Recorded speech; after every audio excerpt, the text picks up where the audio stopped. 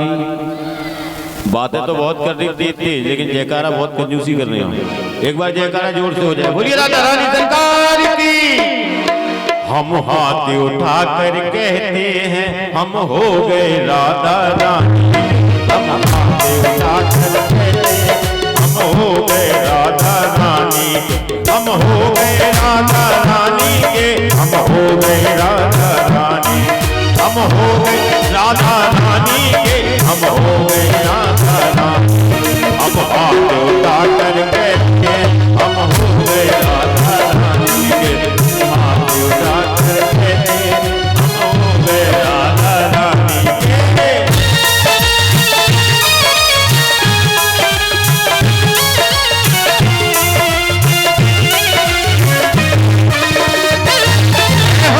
ताली बजाते हुए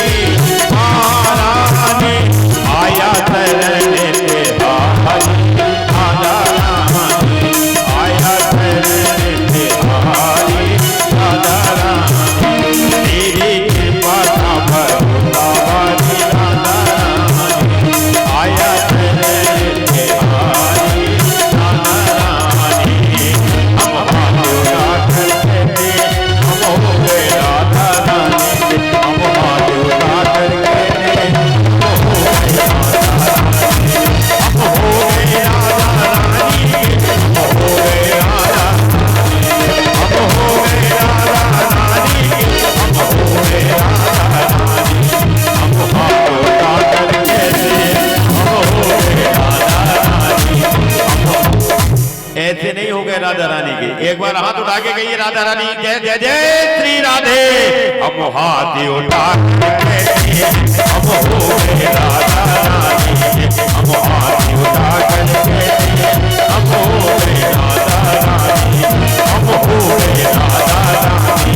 हम हो गए राधा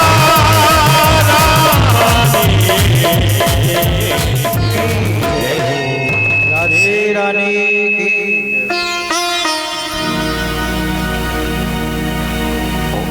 अब जो कथा आने वाली है वह कथा प्यारे दुलारी कन्हैया के मित्र की कथा है और इस कथा को जरा समझने की आवश्यकता है। समझने की आवश्यकता इसलिए है, लोगों ने सुदामा जी को भिखारी बना दिया।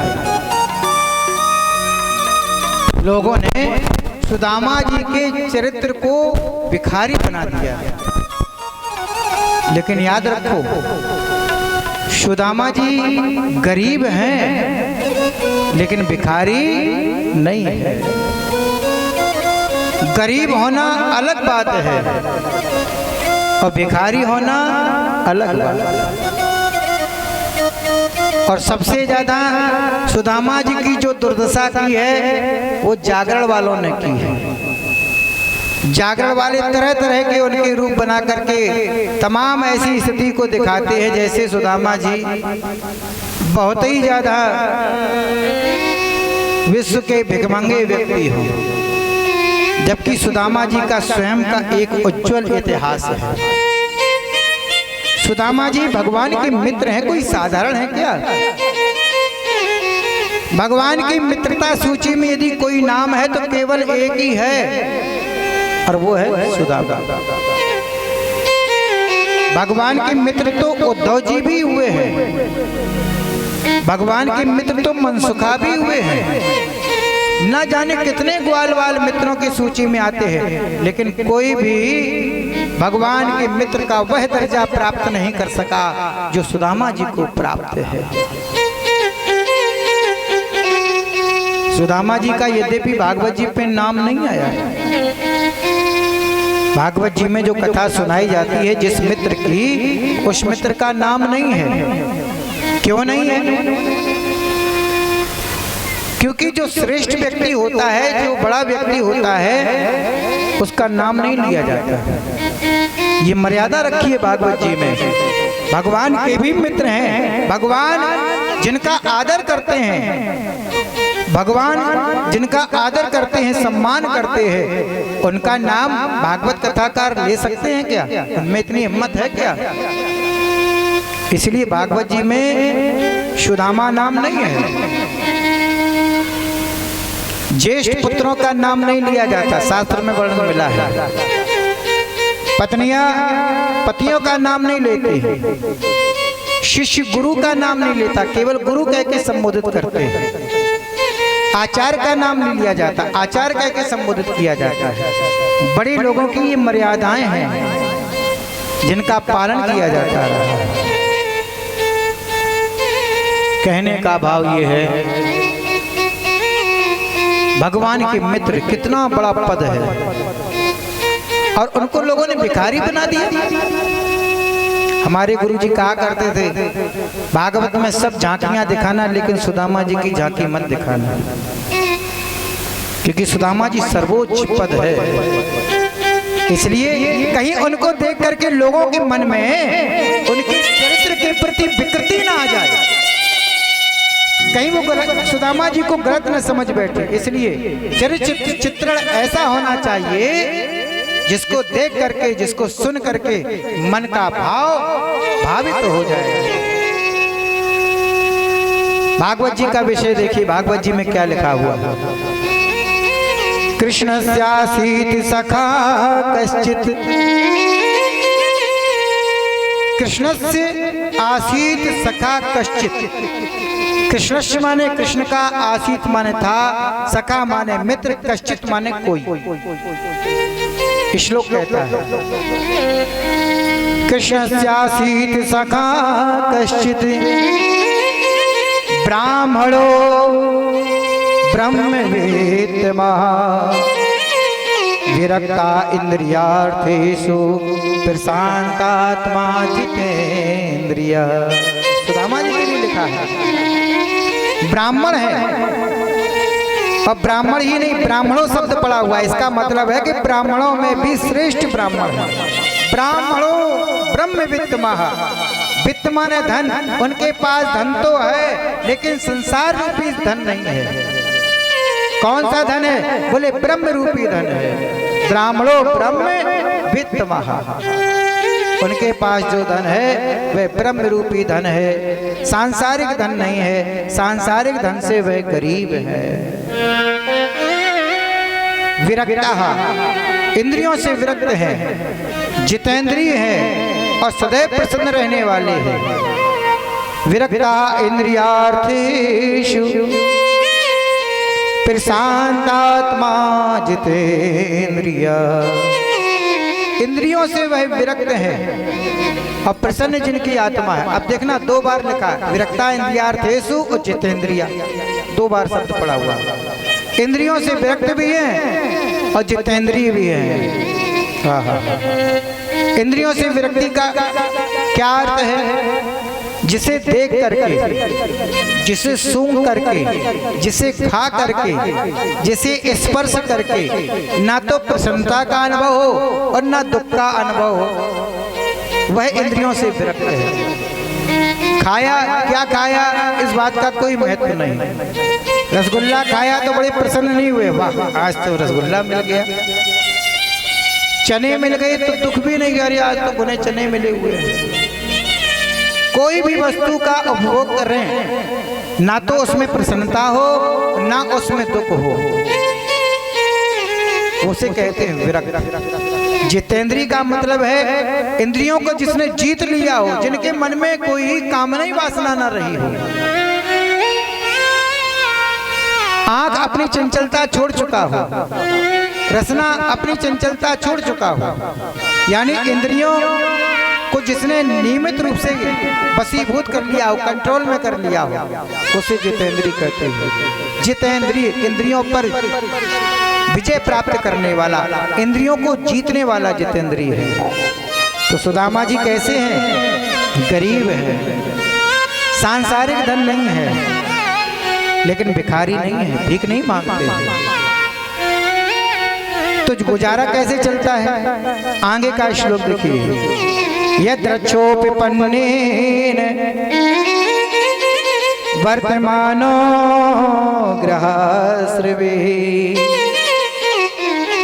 यद्रक्षोपिपन्नेन परमात्मा की कृपा से जो कुछ भी प्राप्त हो जाता है उसी में ही अपने परिवार का पालन पोषण करते, यानी गृहस्थ हैं। गृहस्थी लिखा, गृहस्थ धर्म का पालन करते, पत्नी है। परमात्मा की कृपा से कैसे प्राप्त होता? ब्राह्मण है और माताएं बहनें बड़ी सहृदय होती हैं, धार्मिक होती हैं। वर्ष में 365 दिन होते हैं, लेकिन कम से कम 1500 दिन, 150 दिन कम से कम ऐसे होते हैं जिसमें ये कोई ना कोई बहाना बना करके आज अमावस्या है, आज पूर्णिमा है, आज एकादशी है, आज द्वादशी है, आज प्रदोष है, आज फलाना है। तो ब्राह्मणों के यहाँ कुछ ना कुछ पहुँचाती रहती है। कभी सीधा भेज देती है, कभी वस्त्र भेज देती है, कभी कुछ भेज देती है, ऐसे पहुँचता रहता है। एक ब्राह्मण का पालन पोषण माताओं बहनों की धार्मिकता से चलता रहता है, होता रहता है। ऐसे ही परमात्मा की कृपा से जो कुछ भी प्राप्त हो जाता है उसी से ही उनका जीवन चल रहा है, बड़े संतोषी है। अच्छा, अब सुदामा नाम आया कैसे? बोले सु माने सुंदर, दा माने दमन कर लिया हो, माँ माने मन को। जिसने सुंदर तरीके से मन का दमन कर लिया हो वही तो सुदामा हो सकता है। दूसरा बात क्या है? दूसरी बात यह है कि सुदामा, सु माने सुंदर और दाम माने, हाँ, जिसके पास सुंदर दाम हो वही तो सुदामा है। अब पत्नी का नाम क्या है? बोले सुशीला। सु माने सुंदर, सी माने शीलवान और ला माने लज्जावान। अरे भाई, जिसका पति सुदामा होगा उसकी पत्नी भी तो सुशीला होगी ना। आगे देखिए कैसे जीवन चल रहा है। तस्य भार्या कुचैलस्य, मैले कुचैले वस्त्र। कभी कोई देख गया नवीन वस्त्र, उसको पहना हुआ, पहनते पहनते मैला कुचैला हो गया। लेकिन एक बात बताएं, जब दो पर दो रहते हैं तो शिकायत नहीं होती। पति पत्नी दोनों अपनी जीविका का निर्वाह कर रहे होते हैं, शिकायत नहीं होती। क्यों? क्योंकि पति भी समझदार होता है और पत्नी भी समझदार होती है। दोनों यदि समझदार है तो गृहस्थी बड़े मजे से चलती है। जितनी आमदनी होती है उसी हिसाब से खर्चा होता है। ना पति को शिकायत है और ना पत्नी को शिकायत है। लेकिन जहाँ किसी एक में समझदारी कम हुई तो समझ लो वहीं पर मामला खराब है। इसलिए दोनों को समझदार रहना चाहिए। गरीब हैं लेकिन भीख मांगने नहीं जाते हैं।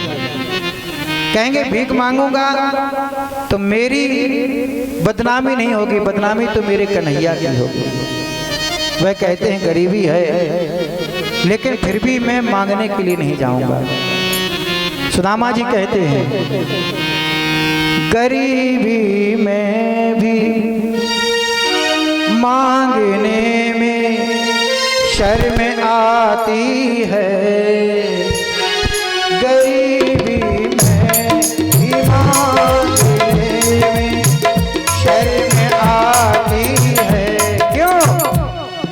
तुम्हारा हो के अब हमसे कहीं मांगा नहीं जाता।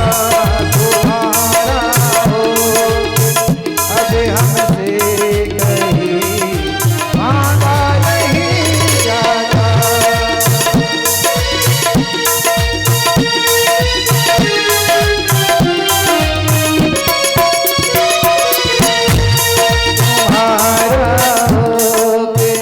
अब हमसे कहीं मांगा नहीं जाता। तुम्हारा हो के अब हमसे कहीं मांगा नहीं जाता। हमारा हो देवी हमसे कहीं मांगा नहीं जाता।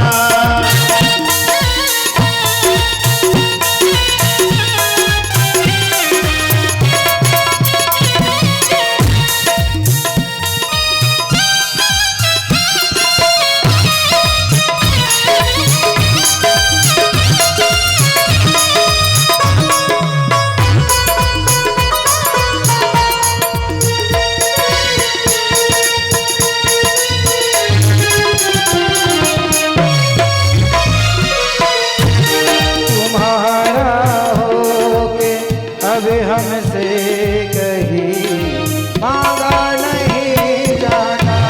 तुम्हारा हो करके हमसे हो मांगा नहीं जाता।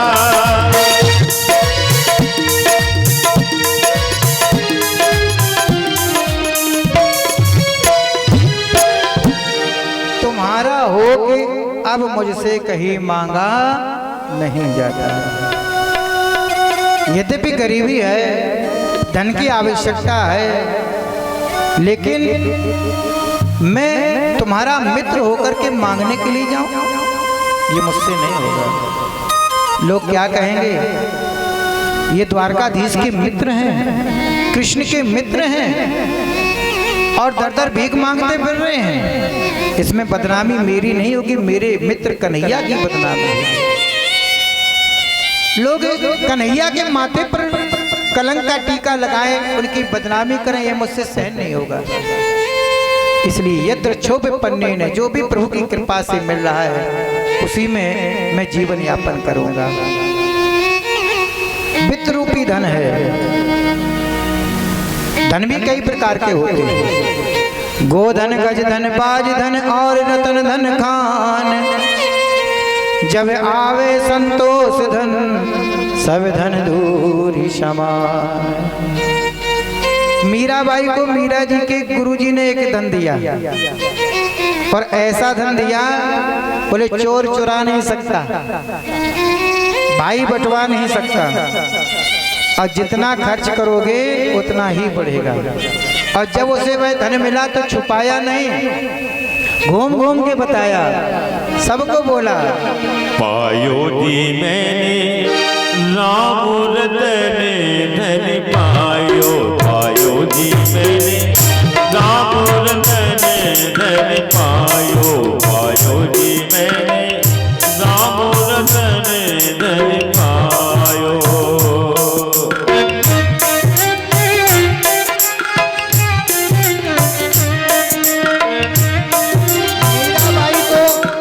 धन मिला उनके गुरु ने दिया तो वह झूम झूम के गा गा के नाच नाच के सबको बता रही है।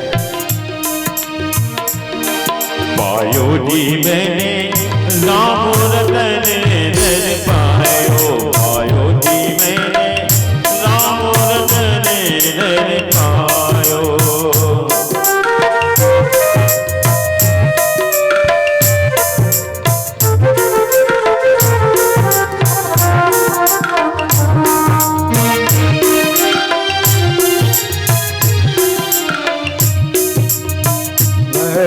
अमोल की दी मेरे सतगुरु। वस्ते अमोल की दी मेरे सतगुरु। वस्तु अमोल की दी मेरे सतगुरु। वस्ते अमोल की दी मेरे सतगुरु। कृपा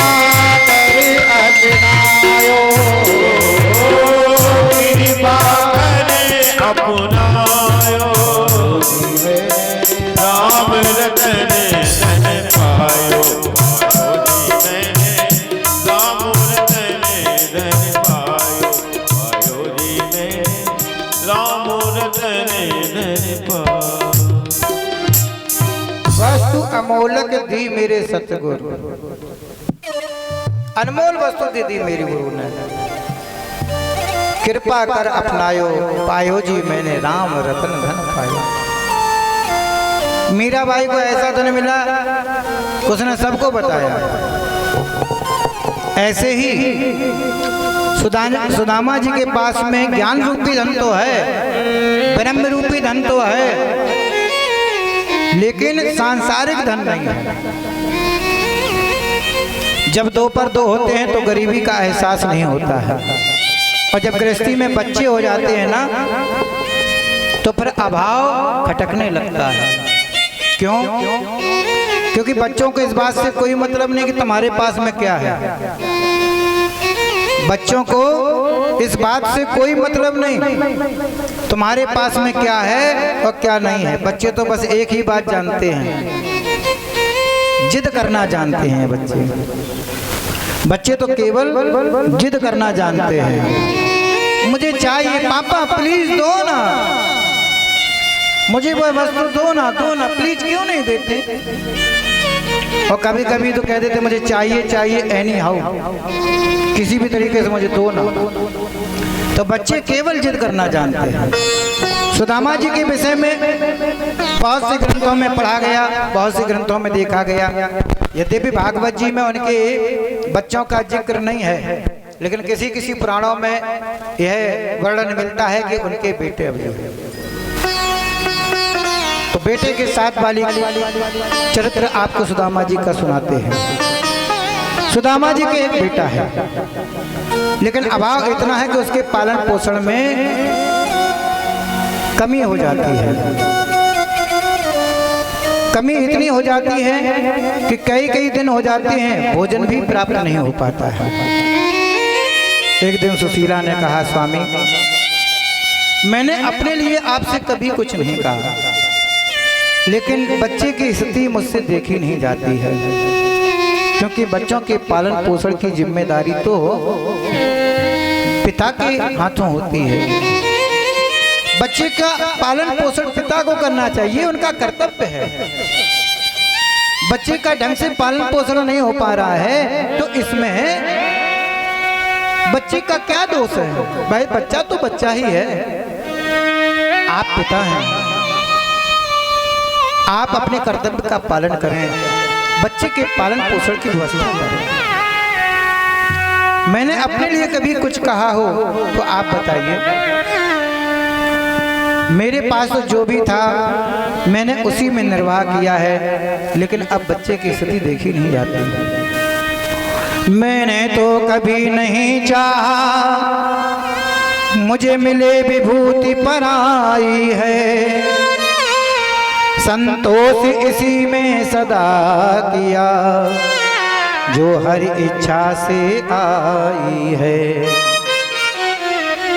पर बालक नहीं समझते हैं, जगदीश कहो जगदीश कहो, 2 दिन से नहीं कुछ अन्न मिला, जगदीश कहो जगदीश कहो। मैंने अपने लिए कभी कुछ नहीं कहा स्वामी, लेकिन आज मैं जो कह रही हूँ वो मैं नहीं कह रही हूँ, एक माँ की ममता मजबूर होकर के तुमसे कह रही है कि इस बालक का भी तो ध्यान दो। आज पूरा दिन निकल गया है, बालक ने कुछ भी खाया पिया नहीं है, कम से कम पिता की जिम्मेदारियों का निर्वहन तो करो। सुदामा जी ने कहा, तुम क्या चाहती हो, मैं भीख मांगने लगूं? मुझसे ये सब नहीं होगा। तो कहा, तुम्हारे मित्र हैं द्वारकाधीश, एक बार उनके पास हुआ। जब नाथ द्वारकाधीश तुम्हारे प्राचीन मित्र कहाते हैं, तो फिर जाने में स्वामी क्यों इतना शर्माते हैं? आप ही तो बताते कि मेरे एक मित्र है द्वारकाधीश, बहुत संपन्न है, राजा हैं, उनका बहुत बड़ा ऐश्वर्य है, तो आप एक बार जाते क्यों नहीं? सुदामा जी ने घूर करके पत्नी को देखा, मित्र के पास जाऊं मांगने के लिए? मैं उसके पास जाऊं और उससे कहूं कि मैं गरीब हूं, मेरी कुछ सहायता कर दो, ऐसा मुझ पे नहीं होगा। पत्नी ने कहा मैं ये नहीं कहती कि उनसे कुछ मांगिए, लेकिन एक बार चले जाइए। मित्र यदि समझदार होगा ना तो वह स्वयं ही सहायता करेगा, आपको कहने की जरूरत नहीं है। सुदामा जी को ये बात अच्छी नहीं लगी, सुदामा जी उठ करके चले गए। तब तक बालक आया, बालक ने कहा माँ ये द्वारकाधीश कौन है? माँ ने कहा बेटा रिश्ते में तुम्हारे चाचा लगते हैं। कहाँ रहते हैं? बोले द्वारकापुरी में रहते हैं। लेकिन बड़े बड़े ऋषि मुनि जंगलों में तपस्या करके उनको प्राप्त कर लेते हैं। अच्छा हाँ माँ। जैसे ये कहा, रात्रि का समय हो गया था, बालक सो गया। प्रातः काल होते ही वह जंगल की ओर चला। जंगल में जाकर के आवाज लगाने लगा, कृष्ण चाचा, कृष्ण चाचा, कृष्ण चाचा, कृष्ण चाचा, कृष्ण चाचा। सुबह से दोपहर हो गई, लेकिन कृष्ण चाचा का कोई पता नहीं। दोपहर से शाम होने के लिए जा रही है, लेकिन कृष्ण चाचा का कोई पता नहीं। बोलते बोलते बोलते गला बैठ गया,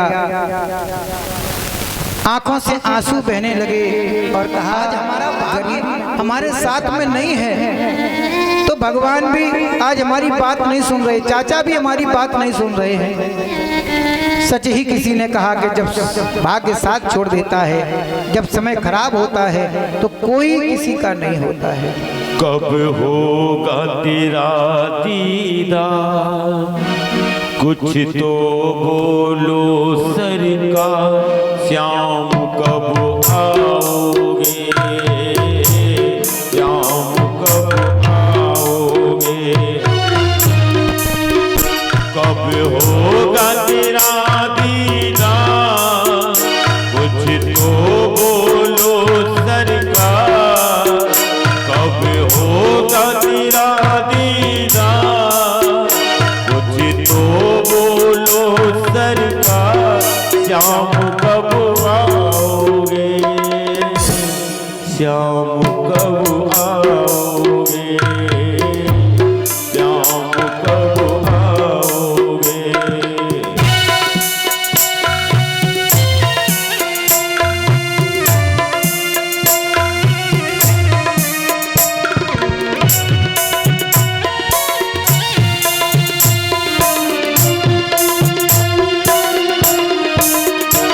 किस बात पे रूठे हो, आके तो बताओ सही, किस बात पे रूठे हो, आकर के बताओ सही, तेरे बिन मन मोहन दिल मेरा लगता नहीं, सुना तुम बिन संसार, रही अखियां तुमको न्यास, श्याम कब आओगे, श्याम कब आओगे,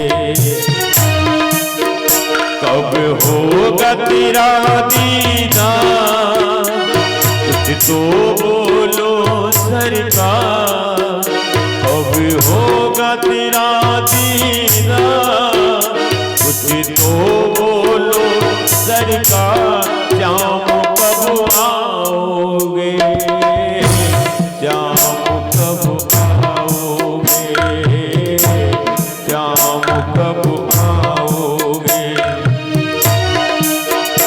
आई जीवन की शाम, तुम आए नहीं घनश्याम, आई जीवन की शाम, तुम आए नहीं घनश्याम, पल पल में घबराओ, कैसे रखूं दिल में नाम, कब होगा तेरा दीदार, कुछ तो बोलो सरकार, श्याम कब आओगे, श्याम कब आओगे, सुबह से दोपहर हो गई, दोपहर से शाम हो गई, गला रुध गया, आंखों से आंसू बहने लगे। गरीबी में कोई किसी का नहीं होता है। आज मेरा बाग मुझसे रूठा हुआ है तो कृष्ण चाचा भी नहीं आ रहे। चलो माँ के पास ही चलते हैं। वह यदि खाने को कुछ नहीं देगी तो कम से कम एक लोटा पानी पिलाएगी और प्यार से लोरी थपकी देगी तो मैं सो जाऊंगा। आज बड़ी दुखी मन से वह वापस घर की ओर चलने लगा।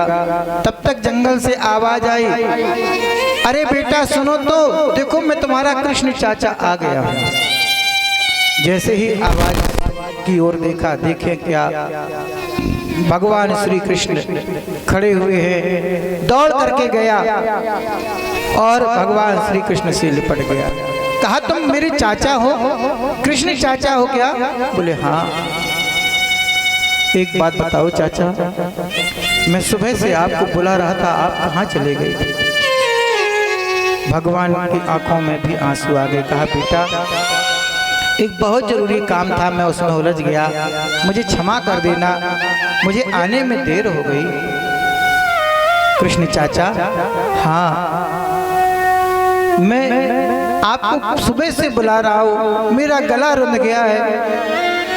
क्यों बुला रहे थे बेटा, क्या बात हो गई? आज वह सुदामा जी का बेटा कहने लगा, चाचा हाँ, यदि हो सके तो मुझे भोजन करा दो, बहुत जोरों की भूख लगी हुई है। आज पूरे 2 दिन हो गए मुझे कुछ खाने को नहीं मिला है, इसलिए मैं तुम्हारे पास में आया हूँ, मुझे भोजन कराओगे ना? ओहो, सुदामा जी की ये स्थिति हो गई। सुदामा जी आज अपने बेटे को भोजन नहीं करा सकते। ये स्थिति सुदामा जी की। आंखों से आंसू निकलने ही वाले थे कि कन्हैया ने पहुंच दिए। विचार किया कि अगर मैं रोऊंगा तो यह बच्चा कमजोर हो जाएगा, इसकी भावनाएं दुखी होंगी। बेटा हाँ, तुम्हें भूख लगी है? हाँ ठीक है, मैं अभी तुम्हें भोजन कराता हूँ। योग माया के द्वारा एक सुंदर सा थाल आया, सामने रखा। कहा बेटा भरपेट भोजन करना, निसंकोच भोजन करना। जैसे ही भोजन को देखा, कहा चाचा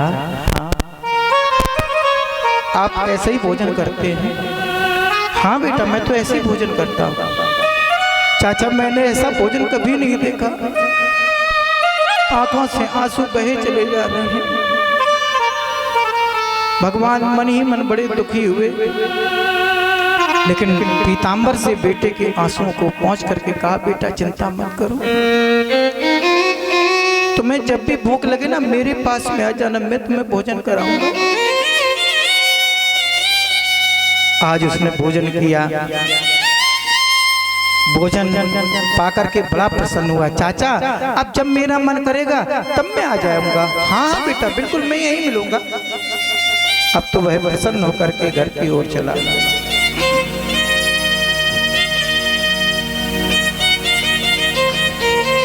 प्रसन्न होकर के घर की ओर चला। मैया के पास गया। मैया मैया हाँ, आज मुझे कृष्ण चाचा का दर्शन हो गया, उन्होंने मुझे भोजन कराया। मैया ने सोचा कि यह जंगल में गया होगा, चिल्लाया होगा तो कोई संत ने, किसी सज्जन व्यक्ति ने भोजन करा दिया होगा, उसी को ये कृष्ण चाचा समझने लगा।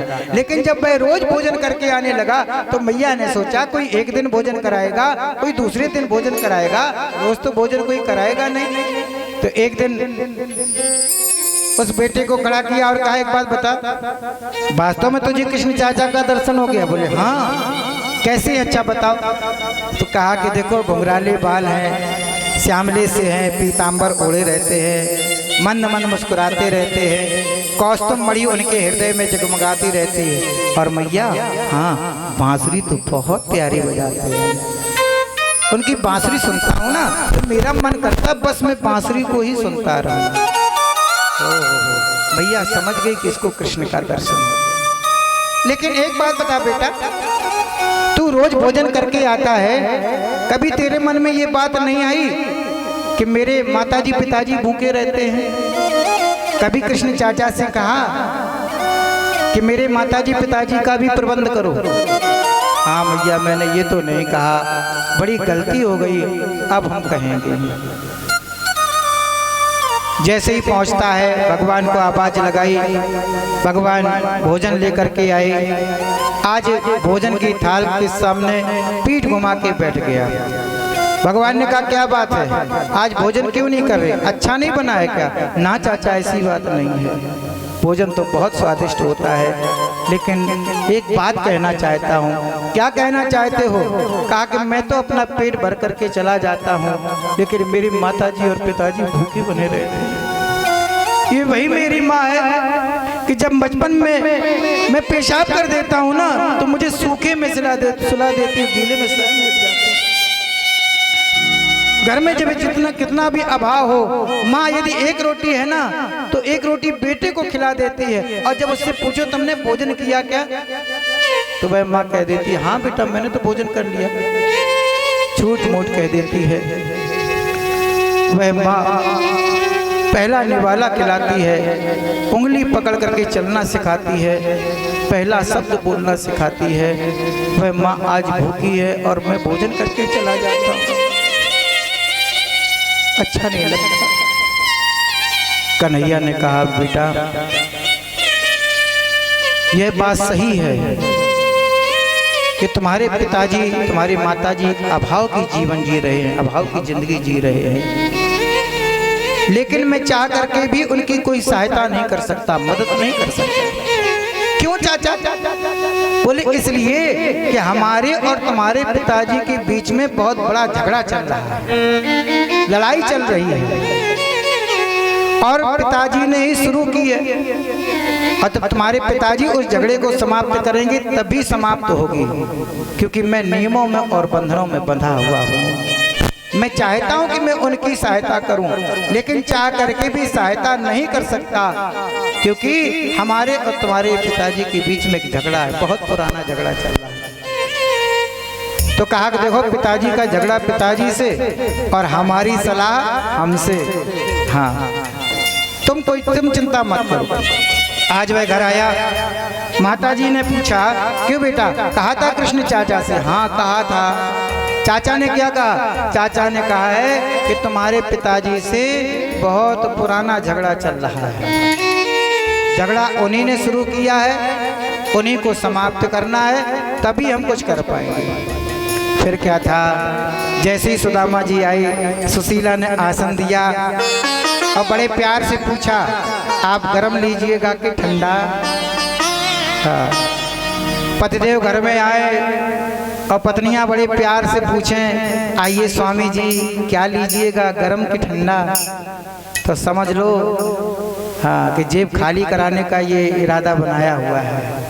हाँ, इतना प्यार से बोलने की क्या जरूरत है। बिठाया, जल पात्र दिया। सुदामा जी की पत्नी ने फिर कहा कि देखो स्वामी मेरी एक बात मान लो, आप एक बार अपने मित्र के यहाँ हुआइए, भले ही उनसे कुछ मत कहना, भले ही उनसे कुछ सहायता मत मांगना, लेकिन एक बार हुआ। लेकिन सुदामा जी की समझ में नहीं आया, जैसे ही द्वारकापुरी जाने के लिए कहा वैसे उठ करके चले गए। भगवान भी समझ गए कि बड़ा टेकी ब्राह्मण है, ये आएगा नहीं, तो क्या करें। भगवान ने क्या किया, आज संत जी का वेश बना लिया और संत जी का वेश बना करके सुदामा जी के दरवाजे पर पहुंच गए। माता मुझे भिक्षा चाहिए। अब घर में कुछ हो तब तो भिक्षा दें। सुशीला निकल के आई, अरे साधु महात्मा जी आप मुझे क्षमा करना, मैं आपको दान तो देती लेकिन दे नहीं सकती। बोले क्योंकि घर में सूतक लगा हुआ है। सुशीला झूठ बोल गई, सूतक लगा। तो कब आऊं? बोले 15 दिन बाद आना। सुशीला ने सोचा 15 दिन बाद कौन आएगा, लेकिन भगवान फिर पहुंच गए 15 दिन बाद। मैया याद है ना, मैं 15 दिन पहले आया था, आपने कहा था सूतक लगा हुआ, अब मुझे कुछ दान में दो। सुशीला ने कहा महाराज जी क्षमा करना, अभी भी सूतक लगा हुआ है। अच्छा हाँ, अब मैं कब आऊं? बोले 1 महीने बाद आना। 1 महीने बाद भगवान पर पहुंच गए। मैया याद है ना, 1 महीने पहले आया था, आपने कहा था सूतक लगा हुआ है, तो अब तो सूतक खत्म हो गया होगा, अब तो मुझे कुछ भिक्षा दीजिए। अब घर में कुछ हो तब तो दे। सुशीला ने फिर कहा महात्मा जी अभी भी सूतक लगा हुआ है, तो अब मैं कब आऊं? बोले 1 महीने बाद आना। 1 महीने बाद भगवान पर पहुंच गए। मैया याद है ना, मैं 2 महीने से आ रहा हूँ, आप कहती हो सूतक लगा हुआ है। अब तो 3 महीने हो गए, अब तो सूतक खत्म हो ही गया होगा, लाइए भिक्षा दीजिए। सुशीला ने कहा माफ करना, अभी भी सूतक लगा हुआ। भगवान बोले ये कैसा सूतक है? 3 महीने हो गए, सूतक खत्म ही नहीं हो रहा है। जन्म का है कि मरण का है? भाई जन्मने का भी सूतक खत्म हो गया होगा, मरने का भी खत्म हो जाता है, लेकिन ये 3 महीने से सूतक चला, कैसा सूतक है ये? जैसे ये कहा सुशीला से रहा नहीं गया। सुशीला ने हाथ जोड़ लिए और कहा महाराज जी मुझे क्षमा करना, मुझे क्षमा करना, मेरे यहाँ पर जन्मने का सूतक लगा हुआ है, कौन जन्मा है? अब सुशीला की आंखों में आंसू आ गए और कहा कि जब से मैं इस घर में आई हूँ मैंने गरीबी को जन्मते हुए देखा है, गरीबी को पलते हुए देखा है, गरीबी को बढ़ते हुए देखा है। हे महात्मा जी मेरे घर में गरीबी का सूतक लगा हुआ। मैंने आपसे बार बार झूठ बोला, लेकिन सही बात तो ये है कि मेरे घर में गरीबी इतनी है कि मैं आपको कुछ भी दान नहीं दे सकती, मैं आपको भिक्षा नहीं दे सकती। मेरे घर में गरीबी का सूतक लगा हुआ है। आंखों से आंसू बहने लगे। कन्हैया मन ही मन विचार करने लगे, इतना सत्यनिष्ठ ब्राह्मण और इसकी ये स्थिति। भगवान ने अपने आप को संभाला और कहा मैया एक बात बताऊं, हाँ अपने स्वामी से कह देना कि एक बार वो द्वारकापुरी होकर के आ जाए। मैं द्वारकापुरी का रहने वाला हूँ, मेरे द्वारकापुरी में गरीब से गरीब व्यक्ति भी इंद्र के समान ऐश्वर्यशाली है। हमारे द्वारकापुरी में गरीबी नहीं है, और द्वारकापुरी का ये प्रभाव है कि कोई एक बार द्वारकापुरी चला जाए जीवन में गरीबी उसके जीवन में आ ही नहीं सकती। ये द्वारकापुरी का प्रभाव है, एक बार भेज देना। जैसे ये कहा ठीक है मैं स्वामी से कहूंगी, क्योंकि हमारे स्वामी के मित्र भी द्वारकापुरी रहते हैं। कौन है बताया तो वह अब भगवान ही कह रहे कि अरे वो तो हमारे महाराज हैं, उनका तो ऐश्वर्य तीनों लोकों में है, आप भेजिए। ऐसा कह करके भगवान चले गए। अब सुदामा जी फिर आए और सुदामा जी से वही बात फिर कही। आज सुदामा जी का हृदय परिवर्तन हुआ। सुदामा जी विचार करने लगे कि जीवन में इसने अपने लिए कभी कुछ नहीं कहा, अगर आज ये कहती है तो मुझे चला जाना चाहिए। तो कहा कि देवी तुम कहती तो हो कि अपने मित्र के पास में चले जाओ, लेकिन मैं बड़ा हूँ वह छोटा है और मैं उसके यहाँ पर जाऊँ खाली हाथ चला जाऊँ, मेरे पास में तो भेंट के लिए भी कोई वस्तु नहीं है। जैसे ये कहा सुशीला प्रसन्न हो गई, देवता मन गए हैं। कम से कम देवता मने तो, देवता का मन तो बना के जाने के लिए। कहा स्वामी इस बात की चिंता ना करो, मैं व्यवस्था करती हूँ। दौड़ती हुई गई, बहन मेरे स्वामी द्वारकापुरी जा रहे हैं, जरा कुछ हो तो दे दो, मैं विश्वास दिलाती हूँ जो भी वह लेकर के आएंगे मैं उसका कई गुना करके तुमको दे दूंगी। लेकिन भगवान को जो पहचानने वाले थे उन्होंने चावल दे दिए। अलग अलग घरों से अलग अलग तरह के चावल लेकर के आई। और अब समस्या ये है कि अब इसको बांधा किस में जाए। इतनी गरीबी, इतना अभाव सुदामा जी के यहाँ पर कि बांधने के लिए किसी वस्त्रों का अभाव। सुशीला जो साड़ी पहने हुई थी उसी साड़ी को आधा फाड़ दिया और कहते हैं वही पोटली बना करके सुदामा जी को दे दी और कहा जाओ। संतों के बड़े सुंदर से भाव है। संत कहते हैं कि सुदामा कौन है? बोले यह जीव ही सुदामा है, यह जीवात्मा ही सुदामा है। और सुशीला कौन है? बोले सद्बुद्धि। सद्बुद्धि कौन है? बोले सुशीला। सद्बुद्धि यह जीव से कहती है कि जाओ परमात्मा की ओर, जाओ परमात्मा की ओर, जाओ परमात्मा की ओर। लेकिन यह जीवात्मा इतना टेकी है कि परमात्मा की ओर नहीं जाता है। और जब यह जाने के लिए तैयार होता है तो सद्बुद्धि रूपी सुशीला कहती है कि जा तो रहे हो, अपने कर्मों की पोटली तो लिए जाओ। ये चावल क्या है? बोले ये कर्मों की पोटली है। कर्मों की पोटली लेकर के सुदामा रूपी जीवात्मा आज भगवान से मिलने के लिए चले। कोई श्याम सुंदर से कह दो ये जाके, कोई श्याम सुंदर से कह दो ये जाके, भुला क्यों दिया हमें अपना बना के, भुला क्यों दिया हमें अपना बना के। कोई श्याम सुंदर से, कोई श्याम सुंदर से कह दो ये जाके, भुला क्यों दिया हमें अपना बना के, भुला क्यों दिया हमें अपना बना के।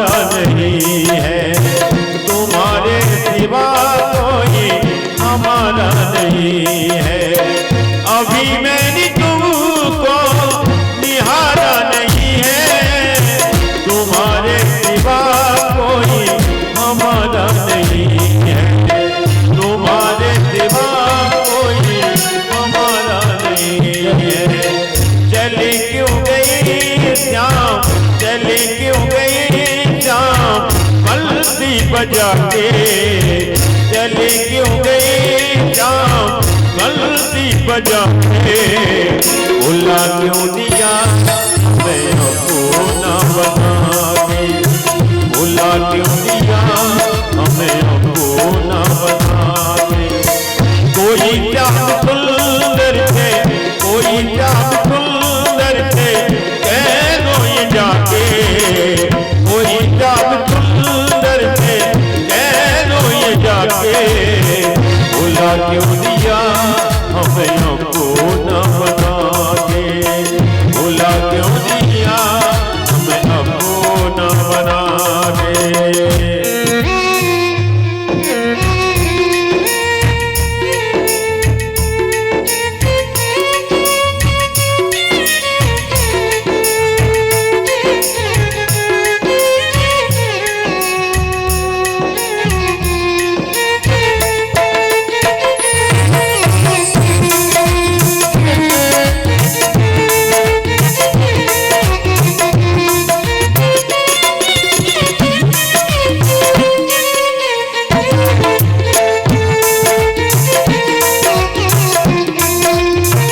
अगर तुम ना आए तो दिल क्या करेगा, अगर तुम ना आए तो दिल क्या करेगा, तुम्हारे लिए तड़पता रहेगा, तुम्हारे लिए तड़पता रहेगा।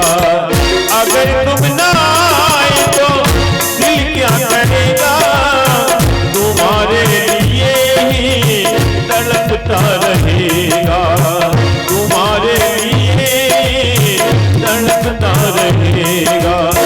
चले क्यों गए श्याम, चले क्यों गए श्याम दीवाना बना के, चले क्यों गए श्याम दीवाना बना के, भुला क्यों दिया हमें अपना बना के, भुला क्यों दिया हमें अपना बना के।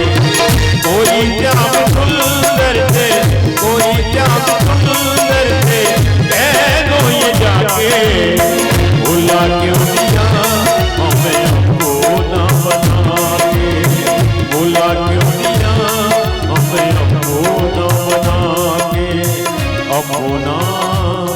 बना।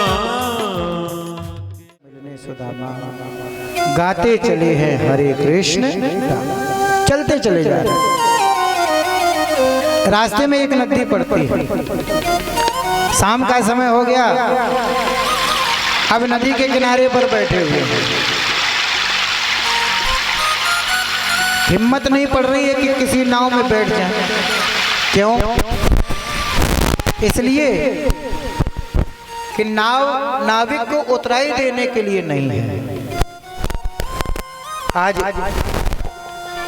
होता क्या है, बैठे हैं, शाम का समय हो रहा है, तब तक एक नाविक आया। अरे भाई, कोई है जिसे उस पार चलना हो? सुदामा जी कुछ नहीं बोले। उसने फिर कहा, लेकिन सुदामा जी फिर नहीं बोले। तो उस नाविक ने कहा, एक बात बताइए, आपको उस पार नहीं जाना है क्या? बोले जाना तो है। बोले तो बैठे क्यों, बोलते क्यों नहीं? बोले क्या? बोले हमारे पास में उतराई देने के लिए नहीं है। तो नाविक ने कहा कि जो हो सो दे देना। सुदामा जी ने कहा कि देखो, मेरे पास में एक लोटा है, मैं ये दूंगा नहीं। मेरे पास में ये चावलों की पोटली है, ये दूंगा नहीं। मेरे पास में लंगोटी है, एक धोती है, मैं ये दूंगा नहीं। बोले ठीक है, ये मत देना, इसके अलावा जो हो सो दे देना। सुदामा जी ने कहा कि इसके अलावा मेरे पास में कुछ भी नहीं है। बोले इसके अलावा जो हो सो दे देना। बोले देखो, बात सोच समझ के बोलना। मैंने कह दिया कि जो मेरे पास में दिख रहा है, लोटा है, पोटली है, अंगोछा है, लंगोटी है, धोती है, ये मैं नहीं दूंगा। बोले ठीक है, ये मत देना, इसके अलावा जो हो सो दे देना।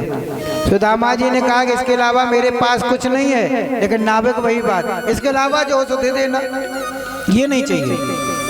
तो सुदामा जी ने सोचा ये चाहिए नहीं, इसके अलावा मेरे पास कुछ है नहीं, तो चलो बैठ जाओ, देखें ये क्या मुझसे ले लेता है। सुदामा जी नाव में बैठ गए और नाविक नाव लेकर के चला। और जैसे ही बीच धार में पहुंचा, हाँ, बोले आप सुफल बोलो। जैसे इलाहाबाद में पंडा लोग नहीं नाव में बिठा लेते हैं, और जैसे ही बीच धार में पहुंचते, भैया लाओ दान दक्षिणा संकल्प बोलो, नहीं तो अबे जय गंगा मैया की करते, है ना।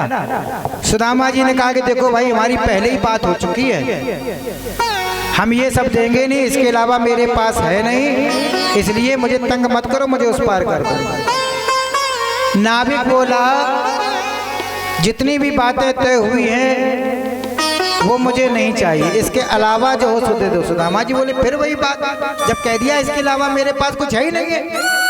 बोले झूठ बोलते हो। जैसे ही ये कहा कि झूठ बोलते हो, सुदामा जी नाव में ही खड़े हो गए।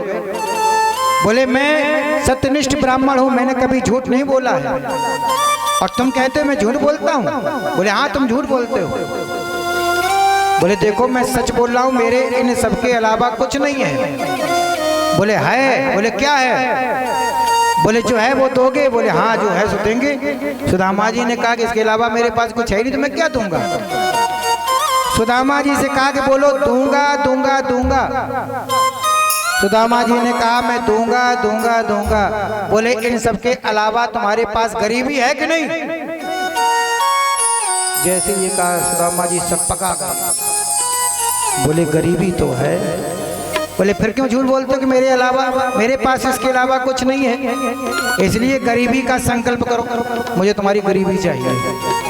अरे भैया, वह तो मेरे कर्मों से मुझे मिली हुई है, मेरे भाग्य से मुझे मिली हुई है, तुम क्यों गरीबी लेना चाहते? बोले ये बात कोई नहीं थी, बात ये थी कि इसके अलावा जो हो वो मैं लूंगा, और वह तुम्हारे पास है तो मुझे दीजिए वचन के मुताबिक। अब सुदामा जी का मन नहीं है, मैं भाई इसको गरीबी क्यों दे दूं, मेरे भाग्य से, मेरे कर्म से मुझे मिली हुई है। लेकिन होता क्या, वचनबद्ध थे सुदामा जी, इसलिए बोले देखो हम पूरी गरीबी नहीं देंगे, हम आधी गरीबी देंगे। बोले कोई बात नहीं, तुम आधी गरीबी ही दे दो। आज जल लेकर के संकल्प ले लिया उस नाविक ने, अपने हाथ में आधी गरीबी का संकल्प ले लिया, उस पार कर दिया। सुदामा जी विचार करते हुए चले, ये कैसा नाविक है, कोई धन चाहता है, कोई संपत्ति चाहता है, कोई जमीन जायदाद चाहता है, लेकिन इसने तो मेरी गरीबी ले ली। लेकिन मैंने उससे नाम भी नहीं पूछा कि आखिरकार तुमने मेरी गरीबी ले ली, तो तुम कहाँ के रहने वाले हो, तुम कौन हो। जब लौट करके वहाँ गए तो वह नाविक नहीं दिखाई पड़ा। समझ गई सुदामा जी, अरे हमें लगता है कि वह कन्हैया ही नाविक बन करके आया हुआ है, क्योंकि अब कृपा करनी है ना, तो कृपा कैसे करें, इसलिए उसे कोई ना कोई बहाना तो चाहिए। गरीबी दूर करनी है तो गरीबी तो लेनी ही पड़ेगी। भगवान ने नाविक बन करके सुदामा जी की गरीबी का संकल्प ले लिया। आज होता क्या है, थक गए, एक शिला पर बैठ गए विश्राम करने के लिए, नींद आ गई, सो गए।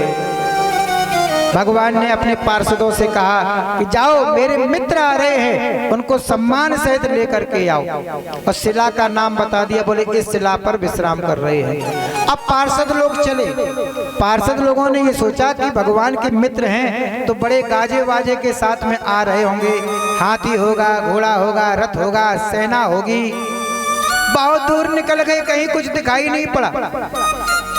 जब कहीं कुछ दिखाई नहीं पड़ा तो पार्षद बोले यहाँ तो कुछ नहीं दिखाई पड़ रहा, ना कहीं से कोई आवाज आ रही है। बोले पेड़ पर चढ़ करके देखो। पेड़ पे चढ़ करके देखा तो वह शिला जो बताई थी वह शिला दिखाई पड़ी। बोले एक शिला दूर से दिखाई तो पड़ रही है, लेकिन आसपास कुछ भी नहीं दिखाई पड़ रहा है। शिला पर ऐसा मालूम पड़ रहा है जैसे कोई सूखा लक्कड़ रखा हुआ। बोले चलो तो पास में चलो देखें तो। और जैसे ही पास में पहुंचे देखें क्या सुदामा जी सो रहे थे। सुदामा जी को जगाया, सुनो सुनो सुनो। हाँ, बोले कहाँ जाना है, बोले द्वारकापुरी जाना है। शिला को उठा करके द्वारकापुरी रख दिया। बोले देखो ये द्वारकापुरी है। बोले ये कौन सी द्वारकापुरी है, बोले ये द्वारकापुरी है, गुजरात में छक्कारे की बोली बोली जाती है कुछ है बोलते हैं। बोले द्वारकापुरी है, बोले द्वारकापुरी है, बोले हाँ। बोले तो एक ये 5 कहाँ है, अरे बोले यही है द्वारकापुरी। इसमें कौन रहता है, बोले मतलब, बोले यहाँ का राजा कौन है, बोले यहाँ के राजा आनंद कंद ब्रजेंद्र नंद नंदनसी श्याम सुंदर जी है। बोले तो पर ये द्वारकापुरी नहीं है। बोले कौन चाहते हो, बोले जिसमें कृष्ण रहता है। बोले कैसे बोलते, बोले हम ऐसे ही बोलते हैं, हमारा मित्र है। बोले अरे भाई उनका नाम यहाँ पर बड़ा अदब से लिया जाता है, सम्मान से लिया जाता है, वो यहाँ के राजा हैं, द्वारकाधीश हैं भाई। यहाँ ऐसे बोलोगे तो फिर बात नहीं बनेगी। वो हमारे यहाँ के राजा हैं, उनका नाम इसी तरह से सम्मान से लिया जाता है। सुदामा जी बोले वाह कन्हैया बड़ी तरक्की कर ली है, इतना बड़ा नाम हो गया और कृष्ण का तो नाम ही नहीं आया कहीं। कहा कि देखो सम्मान से आप लोग बोलिए, हमारा तो मित्र, हम तो ऐसे ही बोलेंगे।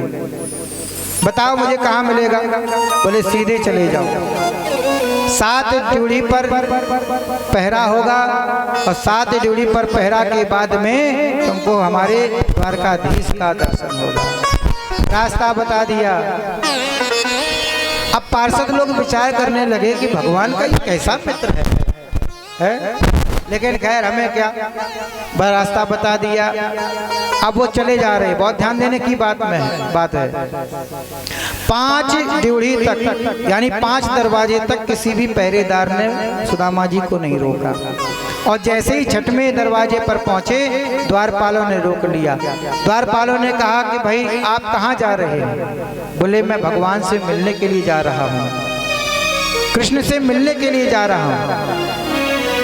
आप कृष्ण से मिलने के लिए जा रहे, बोले हाँ। बोले बड़ी शकल बनी है तुम्हारी कृष्ण से मिलने के लिए। अरे भाई हमारा मित्र है।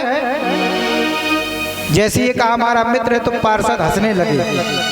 बोले ऐसा है कि यहाँ पर भगवान के भक्त तो आते हैं दर्शन करने के लिए, लेकिन मित्र, और तुम्हारी शकल मित्र जैसी लग रही, बैठो अलग। अब बैठाल दिया चुपचाप से। बैठे हुए सुदामा जी अब ना इधर के रहे ना उधर के रहे, बैठे बैठे पौष मास के शुक्ल पक्ष की सप्तमी के दिन गई। बड़ी ठंडी है, अब ठिठुर रहे हैं। द्वारपालों ने आपस में बातचीत की। बोले देखो ऐसा है, इनको अंदर जाने दो, कहीं ऐसा ना हो निमोनिया बन जाए तो हमको भंडारा और कराना पड़ेगा। हाँ, तो कहा कि ठीक है, इनको ये कहना चाहिए कि मैं भगवान का भक्त हूँ। ये मित्र कह रहे हैं, इनकी शकल मित्र जैसी है क्या? बोले देखो मित्र हो या भक्त हो, इन्हें अंदर जाने दो। तो कहा ऐसा करो महाराज, आप अंदर जा सकते हैं। बड़ी कृपा हुई, सुदामा जी उठ करके गए। 7वीं ड्योढ़ी का जो पहरेदार था उसने आगे बढ़ करके सुदामा जी का स्वागत किया और सुदामा जी से सम्मान सहित परिचय पूछा और कन्हैया के पास में गए। कन्हैया के पास में वह द्वारपाल जाता है और कहता है, शीश जगा न पगा तने में, शीश पगा न जगा तने में, प्रभु जाने को आए बस ही रामा।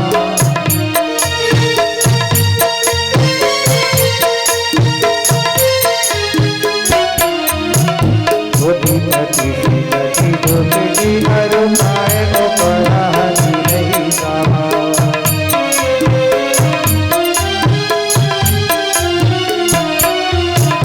बारे खड़ो तुझी दुर्बल देखी, बारी खड़ो तुझी दुर्बल देखी, रहो चकी शोभा सुधा आई रामा। दयाले को नाम बतावते आपके धर्म में सुदामा।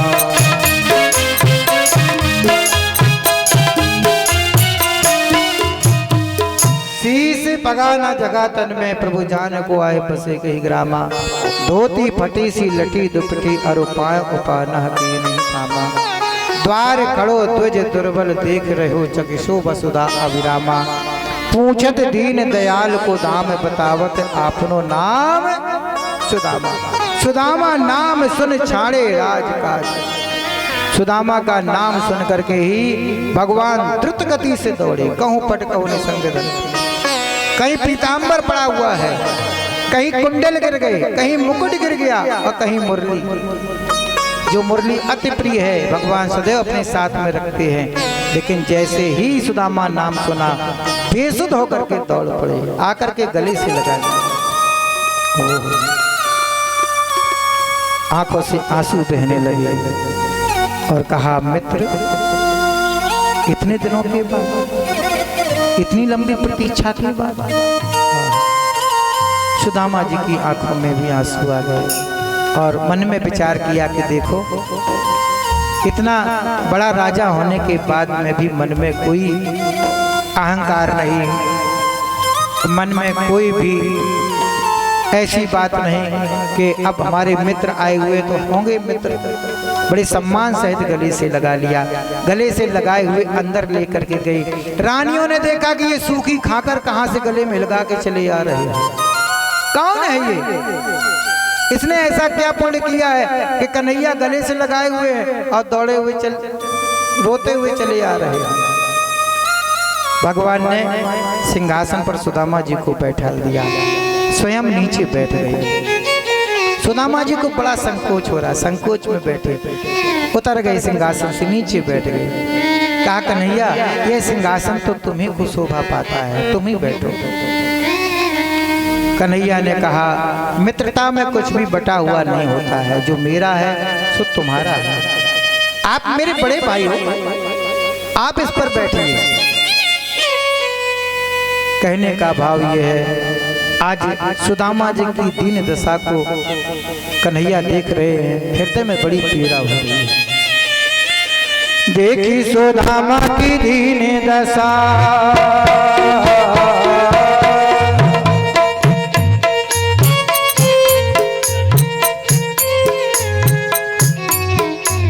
देखी सुदामा की दीन दशा, करुणा करके करुणा निधि रोए।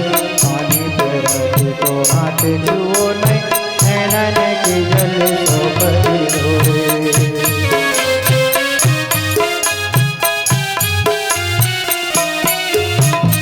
ऐसे भी हाल भी मायने सोमत, कंटक की जाल लगे बुन जोए। आए महादेव के पायो सखा, आए इतना के तेरी सोए।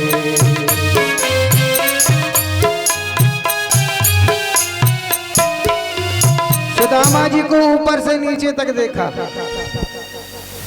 बिल्कुल दुबला पतला शरीर हो गया है, एक एक आंत दिखाई पड़ रही है। और जैसे ही पैरों के नीचे हाथ फेरा, ऐसा लगा मानो कांटों का जाल बिछा हुआ हो। सुदामा जी की दीन दशा को देख करके कन्हैया के मुख से बार बार हाय शब्द निकल रहा है। हाय सखा, हाय मित्र, बहुत दुख को पाया है, बहुत कष्ट को पाया है। ऐसे भी हाले भी माहिन सो, कंटक जाल लगे पुनि जोए। कांटों का जाल बिछा हुआ है। हाय महादुख पायो सखा, आए इते न कहते दिन खोए। अरे जैसे आज आए हो वैसे पहले ही चले आते। मानो सुदामा जी से नहीं कह रहे, भगवान संसार के प्राणियों से कह रहे हैं। अरे प्राणी, तू जाने कहाँ भटकता घूमता है, ना जाने कहाँ पर जीवन व्यतीत कर रहा है, दुखों को पा रहा है। आए इते, अरे इधर आ जाइए। कितने दिन खोए, किधर दिनों अपने जीवन को व्यतीत कर रहा है, किधर अपने दिनों को खो रहा है, दुख को पा रहा है। इसलिए परमात्मा की शरण में चले। सुदामा जी की दीन दशा को देख करके बड़े दुखी हुए। रानियों को पता चला कि नहीं, अरे ये तो सुदामा जी मित्र हैं, हमारा बड़ा सौभाग्य। एक तो मित्र, ऊपर से ब्राह्मण। तो कलसियां लेकर के पैर धोने के लिए खड़ी हो गई। भगवान ने कहा भी रुक जाओ, सबसे पहले मैं इनका पाद प्रक्षालन करूंगा। जल से भरपूर पात्र को मंगाया, लेकिन जल से नहीं धोया। साधारण जल से धोऊं अपने मित्र के, ना ना ना ना, गंगा जल से धोऊं ना, गंगा जल तो हमारे ही पैरों का धोवन है। तो भगवान की आंखों से इतने आंसू गिरे कि उन्हीं अश्रुओं से उन्होंने पाद प्रक्षालन कर लिया। सुदामा बड़े संकोच में बैठे हैं, देख रहे हैं। कन्हैया ने कहा कि भैया घर से ही आ रहे? बोले हाँ घर से ही आ रहे हैं। बोले भाभी जी मजे में? बोले हाँ मजे में, जैसे इन्हें पता नहीं है। भाभी जी खूब आनंद में। एक बात बताओ भैया, हाँ जब आप आ रहे थे तो भाभी जी ने कुछ भेंट भेजी होगी हमारे लिए, देवरजू के लिए? सुदामा जी ने समझा, हमें लगता है पटरिया चमक गई, इसने पोटली देख ली है, इसलिए अब इसका किसी में मन नहीं लग रहा है, बार बार वही पूछ रहा है। सच कहो भेजा है श्री भाभी ने क्या उपहार में, क्या छुपाए बैठे हो अपनी कांख में? अरे ये बताओ भाभी जी ने कुछ भेजा कि नहीं? बोले भाभी तो अपने आप मरी जा रही, भेजेंगे क्या? सुदामा जी ने सोचा कि लाए तो हमें इन्हीं के लिए ही है, लेकिन सबके सामने नहीं देना चाहते हैं, क्योंकि मित्र अपना है। मित्र को हम अंधेरे उजेरे दे देंगे, मित्र जानेगा, हम जानेंगे, लेकिन अगर ये रानियां जान जाएंगी, तुम्हारे एक मित्र आए थे सुदामा जी, बड़ा जग लेकर के आए थे, तो इनको ताने और मिलेंगे, क्योंकि ये ताने जरूर देंगी। इसलिए हमारी आपस की बात है, अंधेरे उजेरे पकड़ा देंगे। लेकिन कन्हैया कहते हैं कि सबके सामने जब तक आत्मसमर्पण नहीं करोगे तब तक कृपा नहीं होगी। होता क्या है, सुदामा जी नहीं देना चाह रहे हैं, लेकिन कन्हैया ने तो निश्चय कर लिया है कि मैं पोटली लेकर के रहूंगा। बातचीत करते करते सुदामा जी की एक हाथ उठाया, और जैसे ही हाथ उठाया पोटली गिर जाती है। हंसते हंसते खींच ली तंदुल भरी वो पोटली, एक मुट्ठी मुख डाल लेने दूसरी थी हाथ में। बातचीत करते करते पोटली को खींच लिया और मुट्ठी भर करके खाना प्रारंभ कर दिया। इति मुष्टिम जगद द्वादतीयम जगद उमाते, एक मुट्ठी मुख में डाल ली, दूसरी हाथ में थी। जैसे ही दूसरी खाने के लिए हुए, वैसे ही रुक्मणी जी ने हाथ पकड़ लिया। एक मुट्ठी खा करके एक लोक का दान कर दिया है, दूसरी खाओगे दोनों लोगों का दान हो जाएगा। इस ब्राह्मण को ही सब दान दे दोगे? क्या खुद सुदामा बनने का विचार है क्या? है? और ये बैठ जाइए आप लोग, बाद में चढ़ा देना। आप लोग बैठिए, कथा का आनंद लीजिए, देखिए बाद में चढ़ा देना, सबके चावल आराम से चढ़ जाएंगे। और जिनके रह जाएं तो बता देना, हम भेज देंगे पंडित जी को, आपके घर से आ जाएंगे, कोई टेंशन वाली बात नहीं है ना। लेकिन बैठिए, कथा का आनंद लीजिए। बोलिए माँ के बिहारी लाल की जय हो। अम्मा जी बैठ जाओ, बाद में चढ़ा देना, हाँ कोई बात नहीं है ना, सब गद्दी पे ही चढ़ेंगे। श्री राधा। बोलिए माँ के बिहारी लाल की जय हो। आज होता क्या है, रुक्मिणी जी ने हाथ पकड़ लिया। उसके कई भाव हो सकते हैं। पहला भाव तो यही है कि इतनी माया है, जब सब दे दोगे तो कहाँ रखोगे। दूसरा भाव ये है कि ये जिठानी जी ने दिया हुआ है, जिठानी जी का ये प्रसाद है। हम देवरानी कितनी है, 16,108। हम लोगों को भी तो प्रसाद मिलना चाहिए। लेकिन जैसे ही रुक्मिणी जी ने हाथ पकड़ा है, कन्हैया कहने लगे, पहन आई मेरी यहाँ हुई गई एक बार। मैंने यहाँ पर न जाने कितने भक्तों के यहाँ पर भोजन ग्रहण किया, निमंत्रण स्वीकार किया, लेकिन तृप्त होने की स्थिति केवल 2 ही बार रही। एक तो विदुर, एक सुदामा। एक विदुर जी के विदुरानी के छिलकों को खाकर के मैं तृप्त हुआ, और दूसरा मैं यह चावल खा करके तृप्त हो रहा था। लेकिन रुक्मिणी, तुमने मुझे आज भूखा ही छोड़ दिया। कहा, स्वामी ऐसी बात नहीं है, हमको भी तो प्रसाद मिलना चाहिए। फिर उसमें अनेकों चावल मिला करके और चावल मिला करके सभी को दिया जाता है। अब सुदामा जी का स्वागत सम्मान हो रहा है। रात्रि के समय में भोजन के थाल लगे हुए हैं, और जितनी रानियां उतने भोजन के थाल हैं। सुदामा जी ने देखा, कहा कि जीवन भर तो भूखों मरते रहे, आते अब सुकड़ गई हैं, अब ये 16,108 थाल है, कैसे खाए जाएंगे। तब भगवान ने कहा कि एक ही थाल में भोजन कर लीजिए, वही प्रसाद सब में दिया जाएगा। सुदामा जी ने भोजन किया। रात्रि के समय में लेटे हुए हैं और कन्हैया पैरों को दबा रहे हैं। बहुत ध्यान देने वाली बात है। बातचीत हो रही है। जब 2 मित्र मिलते हैं ना, तो बचपन की याद करते हैं, स्टूडेंट लाइफ की बातें होती हैं। पूरी रात हो गई बातें करते करते, कोई नहीं सोया, न कृष्ण सोए और न सुदामा जी सोए। आपस में बातचीत चल रही। क्यों भैया, एक बात बताओ, आपने विवाह कर लिया, हमें बुलाया नहीं। कन्हैया ने सुदामा जी से कहा। सुदामा जी बोले, क्या बताएं, बड़ी जल्दी में अटेंडम हुआ, 8 ही दिनों में सब व्यवस्था बन गई, तो इसलिए नहीं बुला पाई। लेकिन एक बात बताओ कन्हैया, हमारा तो एक विवाह हुआ, हम उसमें नहीं बुला पाए, और तुमने तो इतने सारे विवाह किए, किसी में भी बुला लेते, तुमने तो किसी में नहीं बुलाया। हाँ, अब कन्हैया बोले, भैया एक बात बताओ, बचपन की आदत छोड़ दी कि अभी भी है। सुदामा जी बोले, मेरी बचपन की आदत कौन सी है? अरे तुम ही चोरी करते थे, तुम्हारी चोरी करने की आदत थी, तुम बताओ तुमने चोरी करना छोड़ा कि नहीं छोड़ा? बोले, हमने तो सब छोड़ दिया, हम आपकी बात पूछ रहे। तो बोले, हमारी कौन सी बात है? तो कहा, याद दिलाऊं? बोले, हाँ। आंगे चना गुरु माते दिए थे, तुम चविली ने हमें नहीं मिले।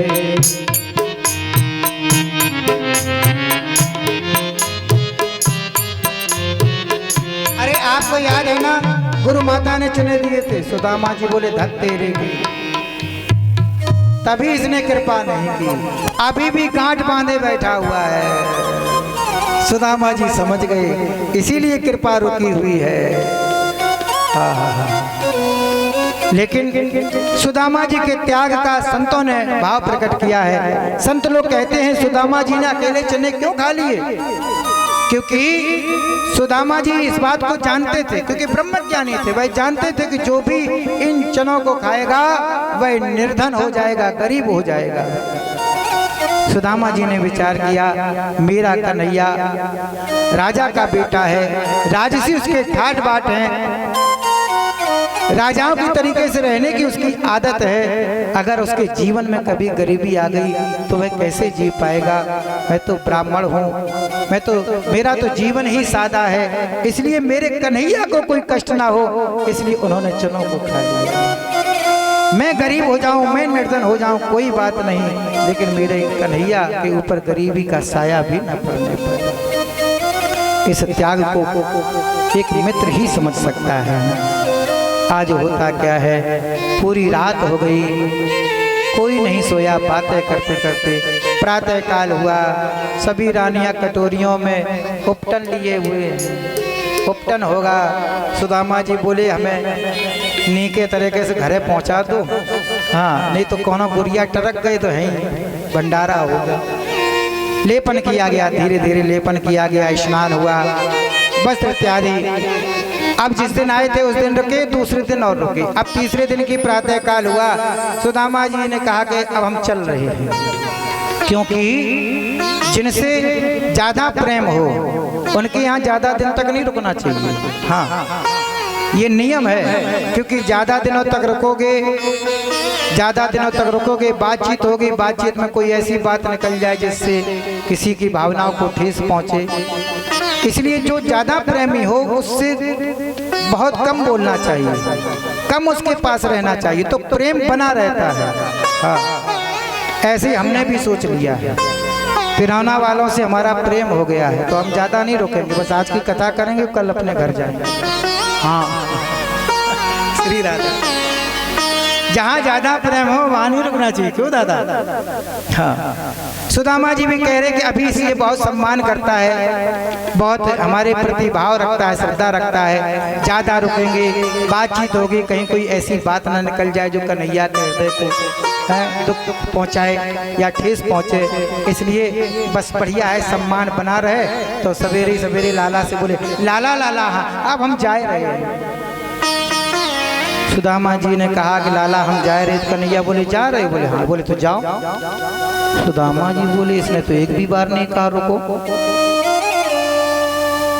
कम से कम ये तो उम्मीद होती है कि भाई कोई कहे हम जा रहे तो नहीं, थोड़ा बहुत मन ना हो तब भी ये कहा जाता है कि पंडित जी थोड़ा और रुक लेते एक दिन है। हाँ 7 दिन तो पकाए ही है, एक दिन और रुक लो। श्री राधा। लेकिन खैर ऐसा भाव यहाँ नहीं है, यहाँ तो बड़ा श्रद्धा भाव के साथ में कथा हो रही है। कहने का भाव ये है कि इसने तो भूले से भी ये नहीं कहा कि रुक जाओ, तो कहा ठीक है लाला हम जा रहे, बोले हाँ जाओ। अब सुदामा जी चले, तो सुदामा जी ने ये सोचा था कि जब हम चलेंगे तो ये 2-2 हज़ार वाली गड्डी देगा, कहेगा ये लिए जाओ भेंट में। तो कन्हैया ने कुछ दिए ही नहीं, बोले हम जा रहे, बोले हाँ जाओ। जैसे ही सुदामा जी थोड़े आगे बढ़े, कन्हैया ने कहा अरे सुनो सुनो सुनो भैया सुनो, एक बात तो भूल ही गया। सुदामा जी बोली अब पक्का ये माल देगा, क्योंकि भूल गया, अब ये पक्का हमारी विदाई करेगा, बहुत सा धन देगा। जैसे ही लौट करके आई, क्या बात है लाला, भाभी को चढ़ स्पर्श कहना, अरे वो तो हम कह ही देंगे, और कोई बात? बोले और कोई बात नहीं, तो हम जाएं? बोले हाँ जाओ। सुदामा जी जैसे ही थोड़ी दूर चले, वैसे अरे सुनो सुनो एक महत्वपूर्ण बात तो भूल ही गई। सुदामा जी ने सोचा अब माल देगा। जैसे ही लौट करके आए, क्या बात है? बोले बच्चों को प्यार कहना, अरे वो तो कह ही देंगे, और कुछ? बोले और कुछ नहीं, जाएं? बोले हाँ जाओ। सुदामा जी फिर चल दिए, मन में सोच रहे कैसा ये मित्र है हमारा। जैसे ही थोड़ी दूर पहुंचे, अरे सुनो सुनो भैया एक बहुत महत्वपूर्ण बात रह गई। सुदामा जी को अब पक्का विश्वास हो गया कि अब ये जरूर विदाई करेगा। जैसे ही पहुंचे तो भगवान ने कहा देखो ऐसे आए थे और ऐसे चले जाओ, और जो कपड़े पहना है वो भी उतार के दे दो। कपड़े जो पहन के गए थे वो भी, जो पहनाए थे वो भी उतरवा लिए। मानो भगवान ने मनुष्य को ये संदेश दिया है कि मुट्ठी बांध करके संसार में जीव आता है, लेकिन जब जाता है तो हाथ फैला के जाता है। ये मानव मात्र के लिए संदेश है, कुछ भी साथ में जाने वाला नहीं है। मुट्ठी बांध करके संसार में जीव आता है और हाथ पसार करके जाता है, तो जाता उसके साथ में क्या है? उसके साथ में उसके सत्कर्म जाती है, उसका पुण्य जाता है साथ में। सुदामा जी को वह दे दिया जो सुदामा जी कभी सोच नहीं सकते थे। सुदामा जी मन में विचार करते हुए चले जा रहे हैं कि हमारी पत्नी को हम क्या कहेंगे जाके। हमारी पत्नी तो कहती थी एक बार मित्र के यहाँ हो आओ, समझदार होगा तो वह कुछ देगा, लेकिन उसने तो कुछ दिया ही नहीं। मैं अपनी पत्नी के सामने अपने मित्र की बड़ाई कैसे करूँगा, ऐसा सोच विचार करके चले जा रहे हैं। और तब तक क्या हुआ कि चोर डकैत मिल गए। बोले जो भी माल हो सब रख दो। सुदामा जी ने कहा है ही नहीं कुछ। अब सुदामा जी बड़े प्रसन्न हुए, मुझे बहाना मिल गया। पत्नी से कहेंगे कि दिया तो बहुत था लेकिन रास्ते में डाकुओं ने लूट लिया। काली कमली वाला मेरा यार है, काली कमली वाला मेरा यार है, मेरे मन का और तो दिलदार है। ओ काली कमली वाला मेरा यार है, मेरे मन का और तो दिलदार है। तू मेरा यार है, मेरा दिलदार है, तू मेरा यार है, मेरा दिलदार है। ओए ओए ओए काली कमली वाला मेरा यार है, यार है, मेरे मन का मान तो दिलदार है। हो काली कमली वाला मेरा यार है, मेरे मन का मान तो दिलदार है।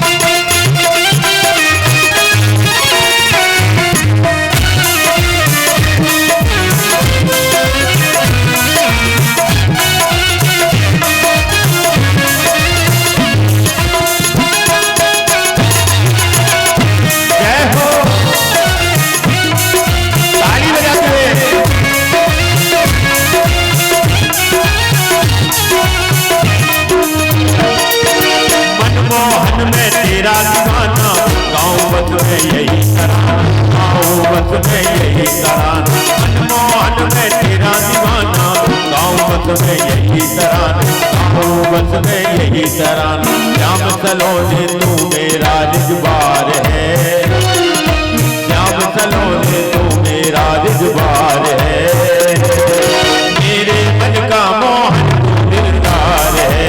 ओ काली कमली वाला मेरा यार है, मेरे मन का मोहन तू दिलदार है।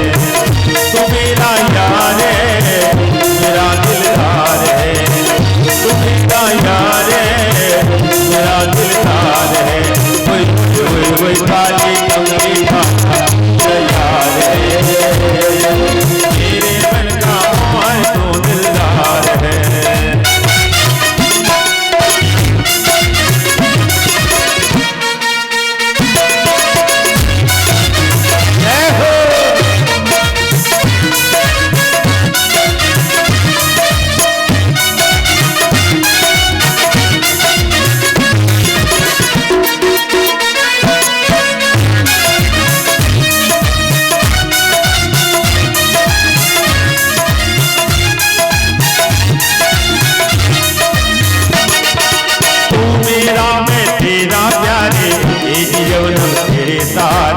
जीवन अब तेरे सहारे, तू मेरा मैं तेरा प्यारे, ये जीवन अब तेरे सहारे, ये जीवन अब तेरे सहारे। तेरे हाथ इस जीवन की पतवार है, तेरे हाथ इस जीवन की पतवार है, मेरे मन का मोहन दिलदार है। ओ काली कमली वाला मेरा यार है, यार है, मेरे मन का मोहन दिलदार है। तू मेरा यार है, मेरा दिलदार है, तू मेरा यार है, मेरा दिलदार है।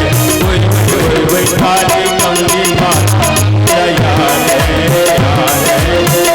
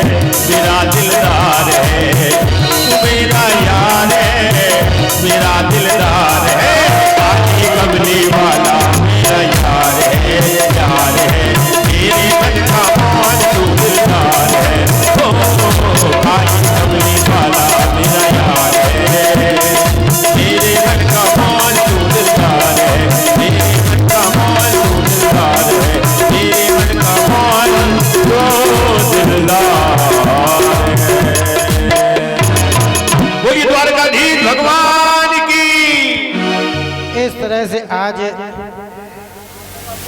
सुदामा जी चले जा रहे हैं। सुदामा जी सुदामापुरी में आ गए, लेकिन सुदामा जी को भ्रम हो गया कहीं ऐसा तो नहीं कि हम लौट फिर के द्वारकापुरी ही आ गए हों। तो ये थोड़ा आवाज बढ़ा दो। श्री राधे, आवाज श्री राधे राधे। थोड़ा ध्यान देते रहा तो आप क्या ध्यान देना है बस। श्री राधे, बहुत ध्यान दिया। कहने का भाव ये है, सुदामा जी को भ्रम हो गया कहीं ऐसा तो नहीं हम के द्वारकापुरी में आ गए हैं। तो लोगों से पूछा, भैया ये कौन सा शहर है? बोले ये सुदामापुरी है। सुदामापुरी है? बोले हाँ, क्योंकि भगवान ने द्वारकापुरी की तरह ही वैभव सुदामा जी को दे दिया है, सुदामापुरी बना दी। सुदामा जी को पता भी नहीं चला कि हमको इतना दिया है, वह तो मन में सोचते ही रहे। हाँ, ऐसा ही है, जब परमात्मा देता है तो व्यक्ति समझ नहीं पाता है। आज होता क्या है, इधर सुशीला ने देखा कि हमारे स्वामी आ गए, राजमहल में खड़ी हुई थी। दासियों से कहा, जाओ हमारे स्वामी को ले आओ। आज दासियां पहुंची, बोले तुमको महारानी ने बुलाया है। सुदामा जी ने सोचा, हमें ऐसा लगता है कि किसी अमीर व्यक्ति ने हमारी जगह पर कब्जा कर लिया है और हमारी झोपड़ी की जगह महल बना लिया है। अब वहां पर जाकर के ही मुझे पता चलेगा कि हमारी ब्राह्मणी कहाँ है और हमारी झोपड़ी कहाँ है। लेकिन जैसे ही पहुंचे तो सुशीला आरती का थाल लिए हुए खड़ी हुई है। जैसी आरती करने लगी सुदामा जी की, सुदामा जी पिघल गए, ये क्या करती हो? तुम्हें बिल्कुल भी अकल नहीं है। अरे भाई, अपने पति की आरती उतारो, मेरी क्यों आरती उतार रही हो? क्योंकि सुदामा जी सुशीला को पहचान ही नहीं पाए, वह समझ ही नहीं पाए कि ये है भगवान कृष्ण की लीला है, भगवान श्री कृष्ण की कृपा है। तो कहा कि अरे भाई, मैं ही तुम्हारी सुशीला हूँ, मैं ही तुम्हारी नारी हूँ, सुध समारी कंत। अरे जरा देखो तो, मैं ही तुम्हारी सुशीला हूँ। बोले ये सब कैसे हुआ? बोले हमें खुद पता नहीं है, हम तो सो रही थी झोपड़ी में और जब मुझे जगाया गया, दासियों ने मुझे जगाया तो मैं महलों में, मुझे खुद पता नहीं ये कैसे हुआ। हाँ हाँ हाँ, समझ गए कि ये कन्हैया की ही कृपा है। तो कहा गौर से देखो, मैं ही तुम्हारी स्त्री हूँ। बोले हाँ, लग तो रही है, मोटी मोटी नाक, छोटी छोटी आंख, सुशीला ही लग रही है। हाँ हाँ, फिर क्या था? सुदामा जी बोले ठीक है, इस महल में तुम बच्चों के साथ में, परिवार के साथ में रहो और हम तो बाहर झोपड़ी बना करके ही रहेंगे। और दोनों हाथ उठा करके कन्हैया का धन्यवाद दिया। तो कहने का भाव ये है, कहने का अभिप्राय ये है कि भगवान श्री कृष्ण द्वारकाधीश हैं, तो जैसे स्वयं का ऐश्वर्य है वैसे ही सुदामा जी को अपने मित्र को ऐश्वर्य प्रदान किया। यही मित्रता का सही मायने में अर्थ भी है। ऐसी मित्रता किस काम की कि सवेरे मित्रता हुई और शाम को चक्कू छुरियां चलने लगी। तो ऐसी मित्रता किस काम की? ये मित्र है। हाँ, मित्रता करिए तो मित्रता निभाइए भी। कोई भी संबंध जीवन में बनाइए, बहुत ध्यान देने की बात है। जीवन में कोई भी संबंध बनाइए, संबंध बनाना आसान है, ये कह देना आसान है कि तुम हमारे चाचा हो, तुम हमारे ताऊ हो, तुम हमारे माता हो, तुम हमारे पिता हो, ये कह देना बड़ा सरल है।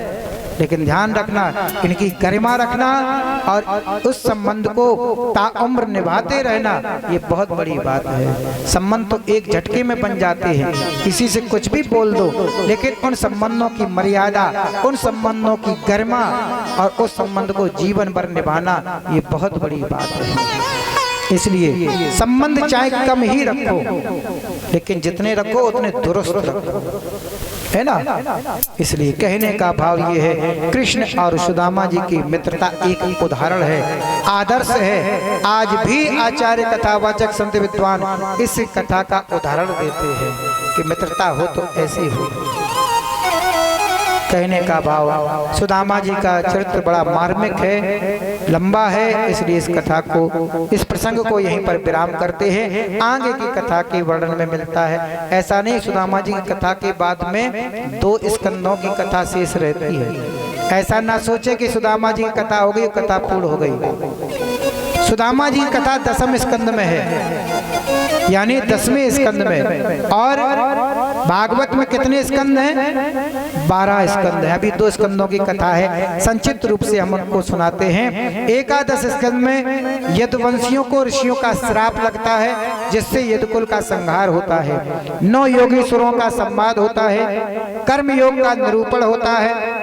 इसके बाद में अवधूत उपाख्यान होता है। 24 गुरुओं की कथा का वर्णन किया जाता है।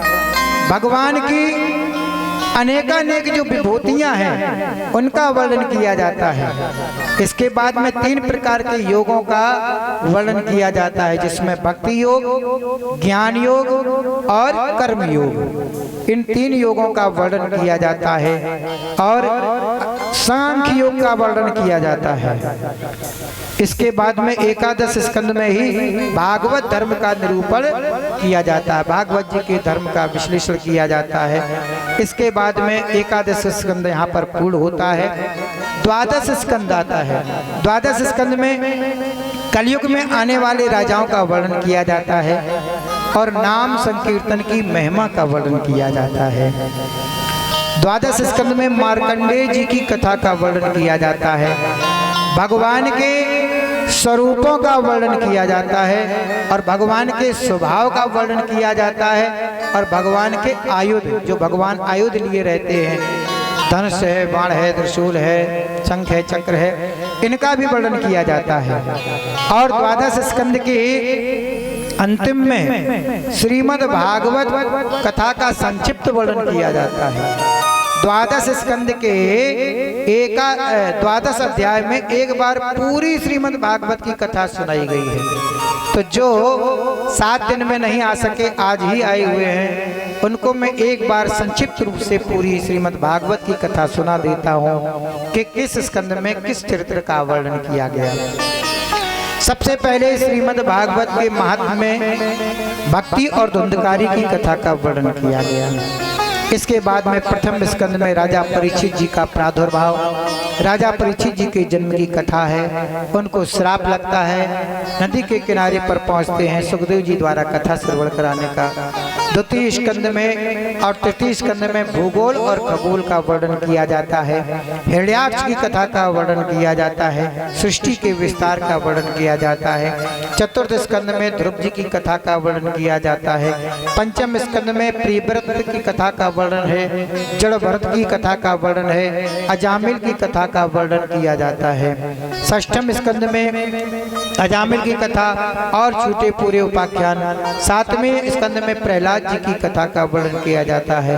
अष्टम स्कंद में सृष्टि विषयक प्रश्न और उनके उत्तर दिए जाते हैं। भूगोल खगोल का संक्षिप्त रूप से वर्णन किया जाता है। और इसके बाद में नवम स्कंद में भगवान राम जी के चरित्रों का वर्णन किया जाता है। गंगा जी का अवतरण होता है और शूरवंश चंद्रवंशी राजाओं का वर्णन किया जाता है।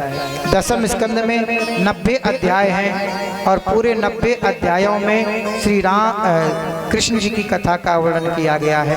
प्रारंभ से लेकर के भगवान श्री कृष्ण के चरित्रों का जन्मोत्सव, प्राकट्य, कंसवध, भगवान के विवाहों की चर्चा, शिशुपाल, जरासंध, दंतवक्र, विदुरथ ऐसे राजाओं का वर्णन और सुदामा जी की कथा का वर्णन दसम स्कंद में है। और एकादश स्कंद में आपको बताया 9 योगी 24 गुरुओं की कथा का वर्णन है और द्वादश स्कंद में कलयुग के राजाओं का वर्णन है और राजा परीक्षित के मोक्ष की कथा है। ये कथा संक्षिप्त रूप से पूरी 7 दिन की आपको सुनाई।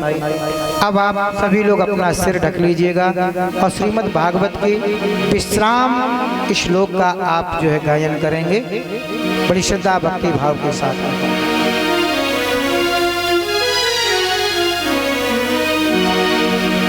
मेरे साथ में बोलेंगे।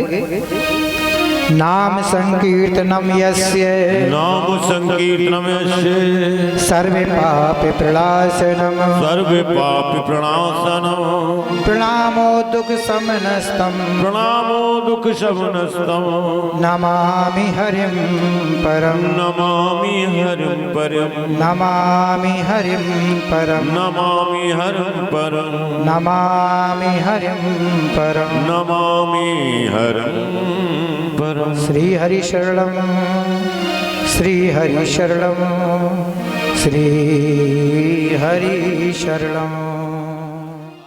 राजा परीक्षित से सुखदेव जी ने कहा कि तुम्हें मृत्यु का भय लग रहा है क्या? क्योंकि राजा परीक्षित मुक्ति और मोक्ष के लिए कथा को नहीं सुने हैं। राजा परीक्षित तो इसलिए कथा को सुने हैं कि मृत्यु के समय दुख जो होता है वह दुख ना हो। इसलिए जैसे ये कहा तो कहा 7 दिन की कथा में मैं ये समझ गया हूँ कि आत्मा अजर है, अमर है, आत्मा कभी मरती नहीं है, क्योंकि यह तो देह ही मरता है। इसलिए आज चूंकि संत जी की वाणी है इसलिए तक्षक नाग परीक्षित को डसता है, लेकिन उसके पहले संतों का भाव है कि जो भी श्रीमद् भागवत की कथा को श्रवण कर लेता है उसकी अकाल मृत्यु नहीं हो सकती, उसकी अकाल मृत्यु नहीं होती है। इसलिए योग की क्रिया के द्वारा परीक्षित जी ने पहले ही प्राणों का उत्सर्ग कर दिया, प्राणों का त्याग कर दिया। लेकिन चूंकि संत की वाणी है तो परीक्षित जी के देह को तक्षक नाग ने डसा। इस तरह से मुक्ति और मोक्ष की प्राप्ति हुई। आज बड़ी श्रद्धा भक्ति भाव के साथ में यह 7 दिवसीय कथा आज विश्राम लेती है। श्रीमद् भागवत की कथा सभी श्रद्धालु भक्तों ने बड़े ही प्रेम और स्नेह के साथ में सुना। मेरी कोई योग्यता न होने के बाद भी यहाँ पर बड़े विद्वज्जन आए और उन्होंने धैर्य से मेरी कथा को सुना। मैं आप सब लोगों के बीच में जो कथा मैंने गुरुओं से सीखी है, जो मेरे पिताजी ने सिखाई है, क्योंकि मेरे पिताजी भी भागवताचार्य थे, मेरे बाबा भी भागवताचार्य थे, 5 पीढ़ियों से कथा हो रही है, 5वीं पीढ़ी में हम कथा कह रहे हैं। तो जो भी मैंने संतों के सानिध्य में रह करके सीखा वही मैं आपके सामने बांटने के लिए आया हूँ। मेरा पूरा यह प्रयास रहा कि आपको कथा के साथ साथ में संदेश छोड़ते जाएं ताकि आपके जीवन में वह सूत्र काम आए और आपका जीवन सुखमय आगे बढ़े। ऐसी मैं व्यासपीठ से कामना भी करता हूँ। दूसरी बात यह है, मैं यह संकल्प लेता हूँ और आप लोगों को विश्वास दिलाता हूँ कि आगे आप लोगों का स्नेह प्रेम मुझे मिलता रहेगा, कथा करने का अवसर मुझे प्राप्त होगा, तो निसंदेह इससे बेहतर सेवा देने का प्रकल्प मैं लेता हूँ, संकल्प लेता हूँ कि इससे बेहतर सेवा आपको प्रदान करूँगा। दूसरी बात, मेरे द्वारा, मेरी टीम के द्वारा, मेरे पंडित जी के द्वारा, मेरे संगीतकारों के द्वारा कोई भी ऐसा आचरण या कोई भी ऐसी शब्दावली जो आपके हृदय को ठेस पहुंचाती हो, आपको दुख पहुंचाती हो, तो मैं उसके लिए हाथ जोड़ करके क्षमा प्रार्थी हूँ कि यदि किसी भी तरह से मेरे वक्तव्य के द्वारा किसी को भी ठेस पहुंची हो तो वह मुझे क्षमा करें। और सबका मैं आभार व्यक्त करूंगा। सबसे पहले मैं आभार व्यक्त करूंगा जो हमारी माता जी हैं श्रीमती किशोरी देवी, इन्होंने मेरे पर स्नेह की वर्षा की और मुझे यहाँ पिरौना में कथा सुनाने का अवसर प्रदान किया। मैं धन्यवाद देना चाहूँगा परीक्षित के रूप में पंकज सेठ जी, उनकी धर्मपत्नी प्राची जी जो परीक्षित जी के रूप में बैठी हैं, और इनके बड़े भाई दीपक सेठ जी और उनकी धर्मपत्नी शालिनी जी, मैं उनको भी धन्यवाद और आशीर्वाद देता हूँ इस मंच से निरंतर उन्नति, तरक्की, प्रगति हो और धर्म के मार्ग पर वह सदैव चलते रहें और समाज में यश कीर्ति इनकी बड़ी रहे। इनको भी मैं धन्यवाद आभार प्रकट करता हूँ। इनकी 4 बेटियां हैं, बड़ी बेटी तो नहीं आई है, नाम भी नहीं मालूम है, उनको भी धन्यवाद आभार। और 3 बेटियां हैं, सबसे बड़ी सीमा दीदी हैं और सरता जी हैं, शोभा जी हैं, और भी इष्ट मित्र बैठे हुए हैं, रिश्तेदार बैठे हुए हैं। सभी का मैं आभार व्यक्त करता हूं, जिन्होंने बड़ी श्रद्धा भक्ति भाव के साथ में 7 दिन तक हमारी और हमारी टीम की सेवा की है। दिन रात बड़ी मेहनत करके यह कार्यक्रम को सफल किया है, क्योंकि यह कोई साधारण छोटा मोटा कार्यक्रम नहीं है। इसमें बहुत परिश्रम की और धैर्य की आवश्यकता होती है। तो मैं इन बहनों को भी धन्यवाद और इस व्यास मंच से आशीर्वाद देता हूँ। सुख समृद्धि ऐश्वर्य बना रहे, परमात्मा इनके ऊपर कृपा दृष्टि बनाए रखे। जो भी कथा सुनने के लिए पंडाल में आए हुए हैं और जो पंडाल में नहीं आए हुए हैं, कहीं अन्यत्र बैठ करके कथा सुन रहे हैं, मैं उन सब कथा ज्ञान यज्ञ का आयोजन हुआ है, जिसमें आप लोगों ने अपना बहुकीमती समय निकालकर हमारे यहाँ श्रीमद् भागवत गीता का आनंद लिया और इससे जो अपने सनातन धर्म में जीने की जो इच्छाएं होती हैं, लोग जो है अंग्रेजी कल्चर अपना लेते हैं अपने आप में, हिंदी कल्चर को भूलते जा रहे हैं। उन सब चीज़ों के लिए एक प्राचीन हमारे पूर्वजों का ये आशीर्वाद है, ये हमारे पूर्वजों की ही देन है। पूर्वज हमारे यहाँ से एक सत्यनारायण की कथा कराते थे। इस सत्यनारायण की कथा से ये होता है कि हमारे गुरु भगवान विष्णु, हमारे भगवान जो आराध्य है सनातन के, वो है भगवान विष्णु। भगवान विष्णु के रूप हैं मर्यादा पुरुषोत्तम श्री रामचंद्र जी, उनके दूसरे रूप हैं भगवान कृष्ण। इसी ये लीलाएं हैं, वर्णन करते हैं कि हमें हमारे जीवन में लाभ हानि, जीवन मरण, जस अपजस आते जाते रहते हैं। हमें अपना साहस नहीं तोड़ना चाहिए, हमें धैर्यवान बनकर अपने जीवन को जीना चाहिए और दूसरों की कभी भी एक ये नहीं कहना चाहिए कि दूसरा वाला जो है 2000 रुपए का वो काम कर रहा है तो हम 1000 का कर रहे हैं, हम छोटे हैं। आप छोटे नहीं हैं, आप जो है भगवान को आराध्य करते हैं, आप उससे बड़े हैं। अपने माँ बाप को कभी मत भूलो। क्या बात। दूसरा सबसे बड़े भगवान कौन होते हैं? माँ बाप। माँ बाप को कभी दुनिया में कभी मत भूलना। आप कितने भी आगे बढ़ना, कितने भी पीछे रहना, धैर्यवान बनना, इन माँ बाप का साथ कभी मत छोड़ना। और आप लोग जो बहुकीमती समय लेकर भागवत ज्ञान यज्ञ में आए हुए हैं और आप लोगों ने जो महाराज जी आचार्य श्री कृष्ण कांत महंत जी के प्रवचन सुने हुए हैं, इसका जो आप लोगों ने आनंद लिया है, आप लोगों को कोटि कोटि धन्यवाद देता हूं और अपने शब्दों को विराम देता हूं। और सेठ परिवार स्वर्गीय श्री कृष्णानंद सेठ जी के हम 2 पुत्र हैं, हमारे बड़े भाई श्री दीपक गुप्ता और मैं छोटा पंकज गुप्ता हूं। मेरी माता जी किशोरी गुप्ता हैं और मेरी 4 बहनें हैं और मेरी चाचा की बेटियां, ताऊ जी की बेटियां भी बैठी हुई हैं। बड़ी दीदी आई हैं, गुड्डी दीदी, रजनी दीदी, मंजू दीदी और भी हमारी बड़ी भाभी शालिनी भाभी भी बैठी हुई हैं। और आप लोगों का इसी तरीके से आभार व्यक्त करता हूं। धन्यवाद।